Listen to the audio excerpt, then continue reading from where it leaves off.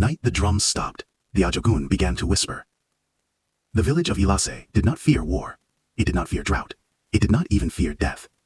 It feared them. The Ajogun. The unseen forces. The bringers of misfortune. The ancient powers that moved through cracks in reality, like smoke through broken walls. Old women warned children never to speak their names after sunset. Hunters left kola nuts at the forest's edge. Priests of Ifa marked doorways with sacred chalk. But fear, as the elders said, is also a door. And one boy dared to open it. I, the boy who listened. Adébáyọ was not like the others. While other boys chased antelope tracks, he listened to the wind.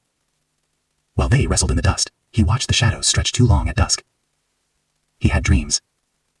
In those dreams, figures stood at the edge of the forest, tall, faceless, draped in ash-colored mist. They did not speak with mouths. They spoke inside his bones. "We are not evil," they whispered. "We are balance." He woke each morning with the taste of iron on his tongue. When he told his mother, she slapped him hard across the cheek. "You do not dream of Ajogun," she hissed. "You survive them." But the village Babalawa, the diviner, had been watching the boy for weeks. And he knew. 2. The forbidden truth. One night, beneath the sky split open by lightning, the Babalawa summoned Adébáyọ. Inside the shrine, cowries rattled like teeth. Palm oil lamps flickered. The air felt heavy, alive. "You hear them," the old priest said. It was not a question. Adébáyọ nodded. The Babalawa's voice dropped low. "The Ajogun are not demons as your mother believes. They are forces. Hunger, disease, loss, chaos. They are necessary." He cast the divination chain. The metal struck the floor like distant thunder. "The world was born with light," he continued. "But light without shadow burns everything." Adébáyọ swallowed. "Why do they call me?" The priest's eyes darkened. "Because you are standing at the threshold." 3. The forest of knowing. At the heart of Ilasẹ forest stood a silk cotton tree older than memory. It was said that the veil between worlds was thin there. The Babalawa warned him not to go. That was why he went. The forest did not make noise that night. No insects, no rustling leaves. Even the moon seemed afraid to look down. When Adébáyọ reached the great tree, the air rippled. And they appeared. Tall shapes formed from smoke and dust. Eyes like dying embers. Their presence pressed against his lungs. The Ajogun. Not one. Many. A voice without sound echoed around him. "We are Iku, death. We are Arun, sickness. We are Egba, paralysis. We are Run, affliction. We are the fracture in perfection." Adébáyọ trembled, but he did not run. "You destroy," he whispered. The forest grew colder.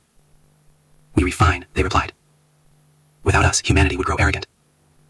Without us, kings would call themselves gods." Visions flooded him. Empires collapsing. Children crying. Warriors kneeling in humility. Villages rebuilding stronger than before.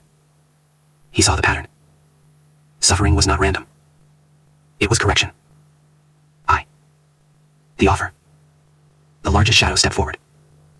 "You are not chosen," it said. "You are willing." A dark wind circled him. "Walk between worlds, learn what others fear. Guide your people not away from us, but through us." His heart pounded violently. To accept meant knowledge. Power. Understanding the hidden machinery of fate. But it also meant isolation. "Why me?" he asked. The embers brightened. "Because you do not fear truth." The tree's bark split with a sound like a bone breaking. And within it, he saw something no human was meant to see. The thread of destiny. Each life weaving with strands of light and shadow. Each tragedy a knot strengthening the weave. The forbidden knowledge pulsed in him. If he reached out, he could touch it. He could alter it. 5. The choice. Back in the village, drums began to beat in panic. A strange illness had spread overnight. The Ajogun had arrived. The villagers screamed for the Babalawa. But the old priest looked only at Adébáyọ. "You went," he said quietly. Adébáyọ nodded. "You understand now?" "Yes." The priest's voice trembled. "Then choose." The shadows lingered at the edge of sight. He could command them. He could bargain. He could push the affliction onto a neighboring village. No one would know. Power seduced him like sweet palm wine. But he remembered the vision. Balance. He closed his eyes. "I accept the weight," he whispered. The wind roared. The illness did not vanish, but it softened. No one died. The crop survived.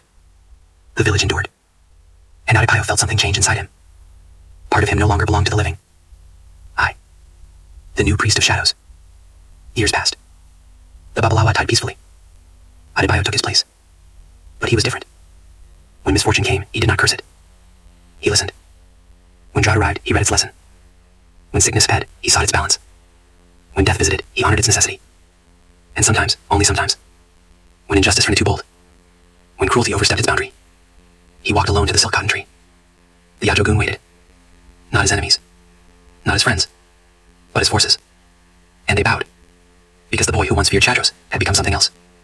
A bridge. A keeper of forbidden knowledge.